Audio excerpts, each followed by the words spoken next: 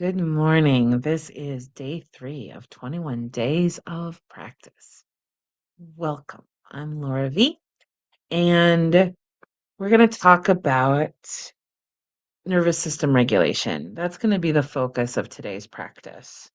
Because this morning I was just doing some housework and I was getting really frustrated. My kitchen has been reorganized and it's driving me nuts and things aren't working and it got me really overstimulated.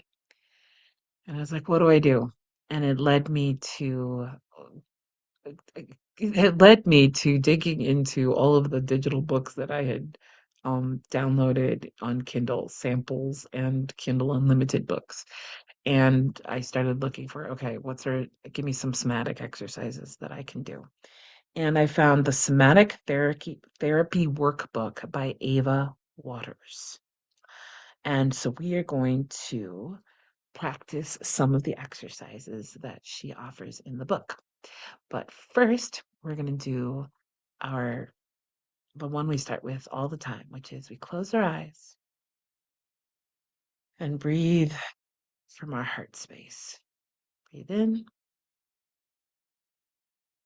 breathe out. Breathe in, breathe out. Breathe in, breathe out. Okay, good. Keep breathing and now relax the jaw. You can turn your head up a little bit to soften the eyes as though the sun is warming your face. And we're looking for a yawn, a sigh, or a swallow, or a combination. Because there was the swallow. So we'll stay here for just a little bit longer.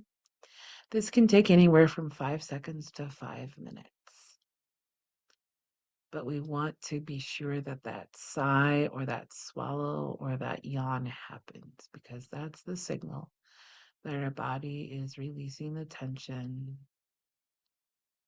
and our vagus nerve is coming back to a feeling of safety in the body.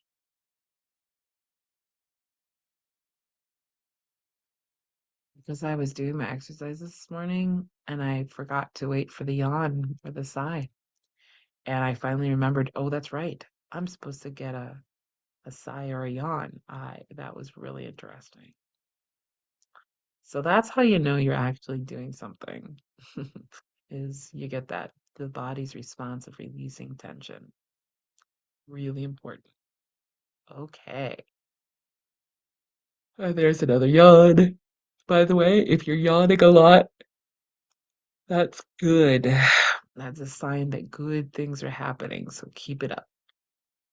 All righty. I actually did a version of this video just before this one, and it was all over the place. So I'm hoping that this one will be more concise and helpful and not kind of all over the place. So here we go. Yeah, I went to worksheet 20 and I didn't write the category that this falls in, but she has like here somatic exercises for this result.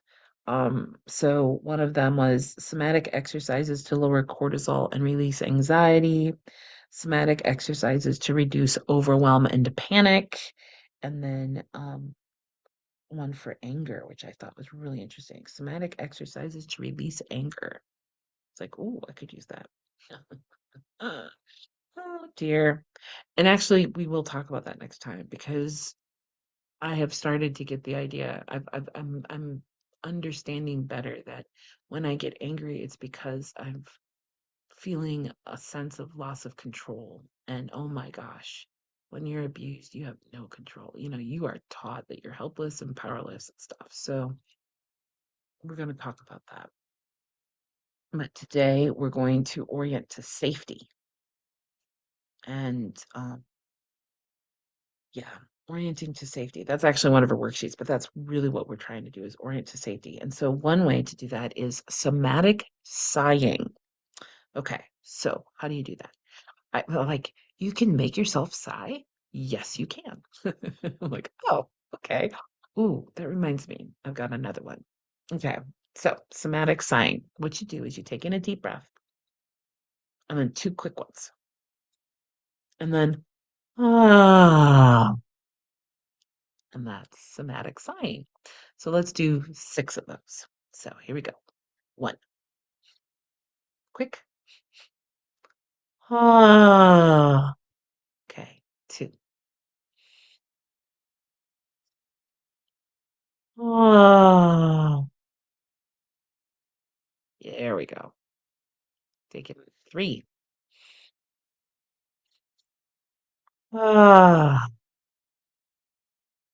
four. Oh, you don't have to do a vocal thing. Five,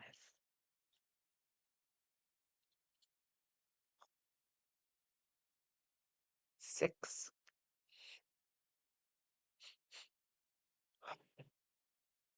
All right. And now sit with that for a minute. Yeah. How does that feel in the body? I'm feeling a nice relaxation sensation in my chest. That feels really good. Okay, so that's somatic sighing, which reminded me of an Alexander technique exercise I learned. And oh,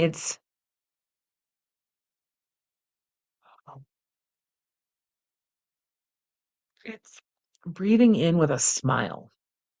It's called the smiling breath, I think, or something. It's been 14 years since I've done this, since I learned it. But the idea is you just kind of pull up the corners of your mouth and breathe in. And oftentimes you'll do a yawn. I'm just feeling a half yawn, and that's fine because what that's doing is it's relaxing the jaw.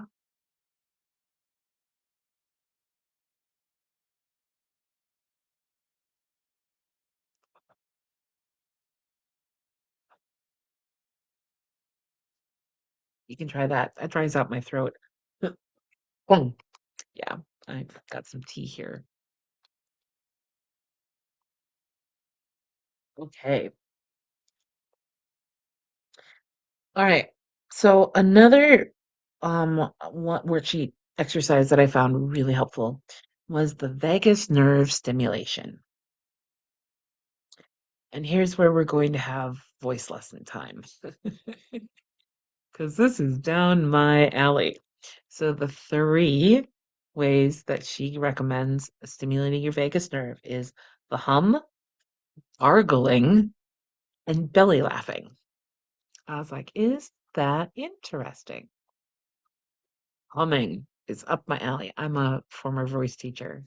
I love to help people feel more comfortable singing and using their voice. And so this is right up my alley. Like, oh yeah. Okay, so my body was like, I want to stretch. My back is feeling something. So I just let my body do what it needs to do. It's all good. All right. Humming. Now, there are a couple things I want you to think about. Remember that relaxed jaw? If you smile and take in a breath, you will relax that jaw. You'll open in the back. That yawn is your jaw opening. Okay. I want you to remember that position because if you don't like the sound of your voice, you'll tense up and clench and no good. So this is really important. If you do an O, say oh, that opens it up too, which is why people have you do an because the O opens up the jaw and then you simply close your lips, but you keep this open and relaxed. This is key. This is why I'm harping on this. This is key or this won't help you. Okay. So, just say it. You don't have to sing. Just say om. Now I'm going really low. You don't have to go that low. You know, om, om, om. Play around. This is so important. and it's going to help tone your vagus nerve, which is what we want. Okay. But play with this because play is also relaxes the body. Don't make it work. Make it play. Be playful. Home, home, home. Yeah? Okay. So the humming is you're simply speaking. We speak in pitches. Singing is simply sustaining the one of the pitches you're speaking on. That's all it is. It's sustained speaking. So, you just find one and stay there and keep it going. Easy peasy. Um, Now see, that's more in the middle of my voice, so I feel the resonance in my mouth. But I want to feel resonance in my chest because then it really resonates through the body. So that means I need to go lower. Um, um. I'm still feeling resonance in my lips, but I'm also feeling it in my chest. Um, our chest is a resonator. This is really good stuff. So, um, find a low place in your voice. Don't necessarily match mine. Just find a low place in your voice where you really feel your chest start to resonate. And that's where you want to hang out. Um, we can go a little higher. Um, I'm still in my chest. Um, you can slide up and down. That's toning your vagus nerve. Um,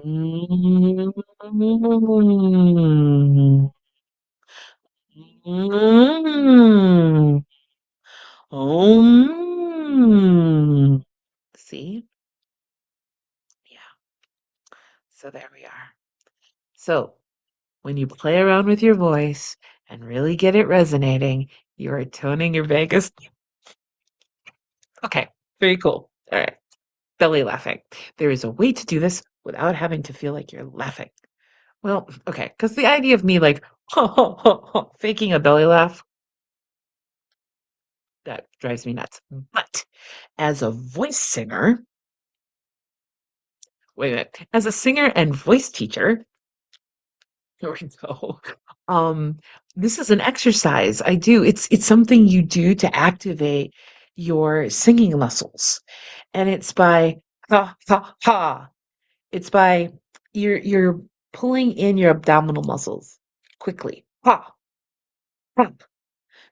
You're going in and up. Ha ha. Okay. Ho ho ho. Play Santa. Ho, ho, ho. That is the same action as a belly laugh. So we get to play Santa and tone our vagus nerve. How cool is this? Like, I can have fun helping my body heal. Who knew? Oh dear. Okay, so ho ho ho ho ho ho. You want to really, we've been resonating in our chest, right? Getting low into our voice. Yeah. Yeah, this is where you want to go. You don't want to do it. You don't want to do it up here. Ho ho ho ho. Dig in deep. Ho ho. Resonate from the chest. Ho, ho, ho, ho, ho, ho, ho. Find your inner Santa. And you will tone your vagus nerve. Flat. I'm sorry. I'm all excited about this. This is my jam. Okay, so that's that's a way to tone your vagus nerve. Okay. Hmm. Okay, so now that we've like, done some stimulation, let's do some calming, shall we? So we're going to cross our hands over our chest. If you want, you can lock your thumbs, but you don't have to. And we're going to tap.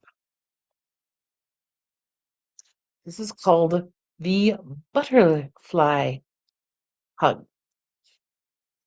The butterfly hug. We're gonna do this for a minute. Already, there came the sigh. My body's like, thank you. I'm gonna lean back because I tend to lean forward on camera when I'm sitting in this chair, and I need to lean back and let my body relax. And so you can close your eyes if you like. You can keep them open, however you want to do it. But we're just gonna do this for a while and hopefully get some good sighs, yawns, and swallows. Ah, that feels so good.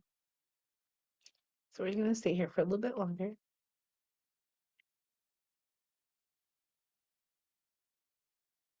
Ah,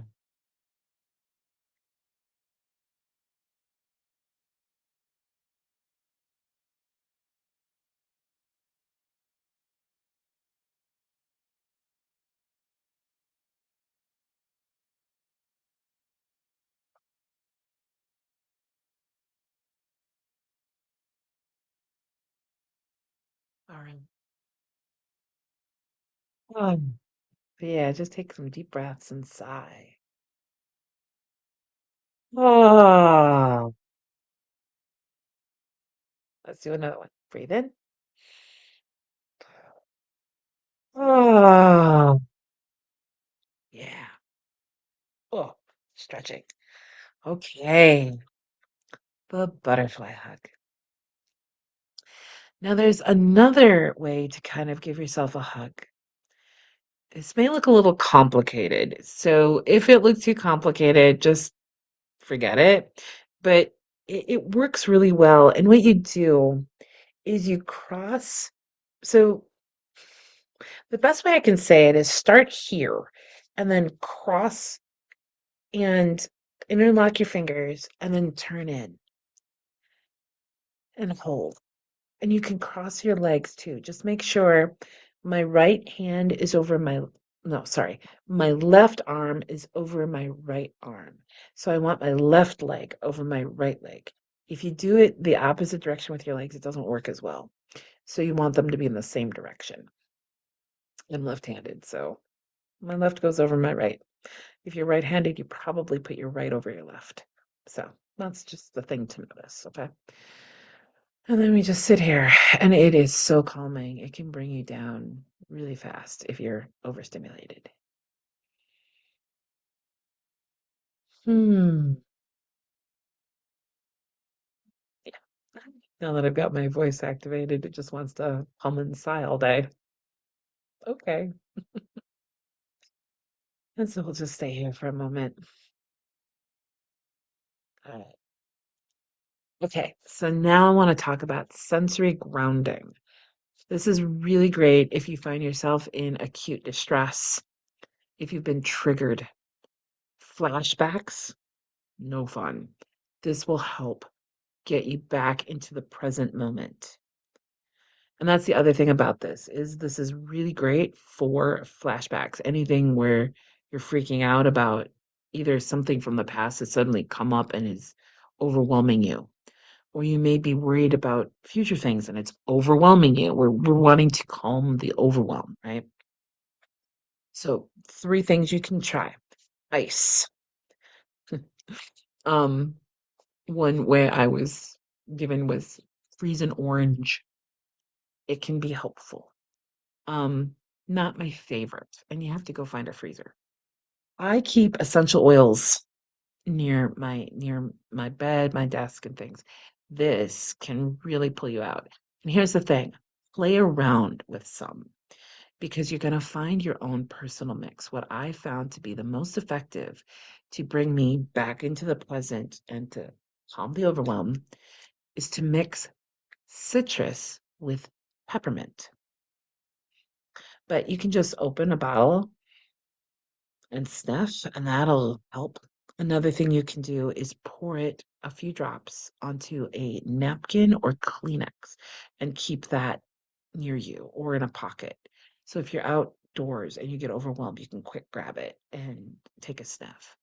Um, it really helps me get into my body fast. Then the other thing she recommends is textured fabrics or items. I'm a crystals girl, so I got all kinds of rocks. And they all have different textures. Some of them are raw, some of them are tumbled. This is a pipestone bear. And as a pipestone bear, it's got these legs and it's got its head. So its body is pretty. I mean, there's some like cracks in it a little bit. They're not exactly cracks, but for the most part it's smooth. But those legs are rough. And so I can hold that, put those over my fingers, and there's that.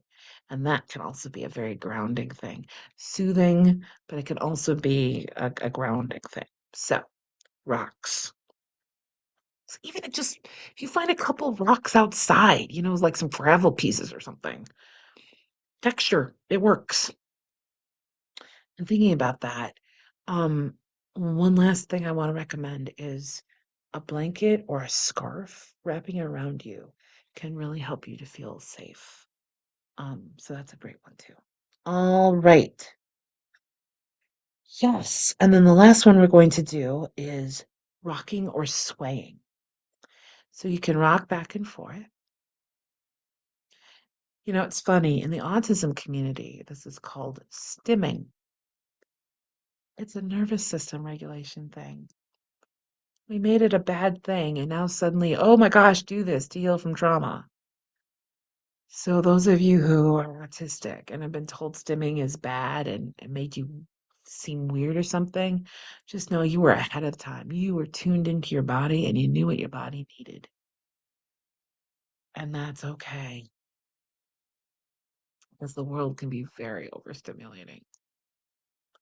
So you can rock back and forth, or you can sway from side to side. Now, isn't it interesting? I found the rocking back and forth to be a lot more actively supportive for me. Like, this really brings me into a place of safety. But if I'm standing, I will find myself swaying often.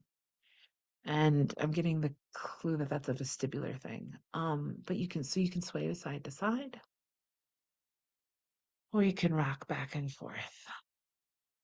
But then what you want to do is stop and just be still.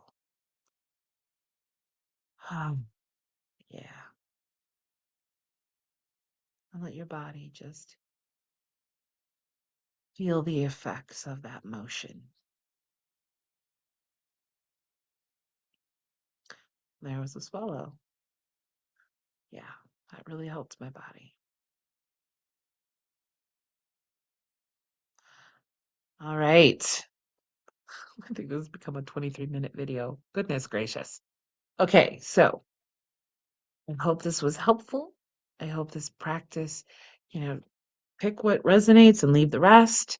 But hopefully, this gives you some really great tools to add to your toolbox to help you find safety in your body. And I will see you tomorrow for the next day of 21 days of practice. All right, have a good day. Bye.